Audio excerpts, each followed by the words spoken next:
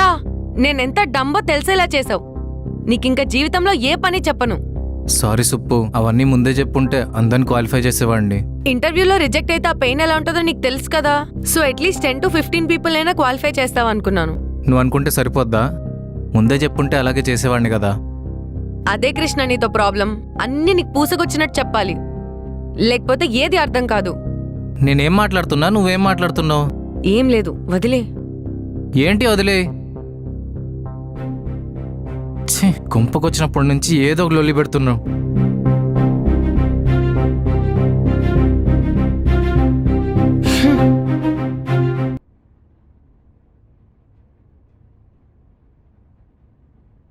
సుప్పు, weekend plans ఏంటి? అరే, ఏం చెప్పకుండా వెళ్ళిపోతుందా?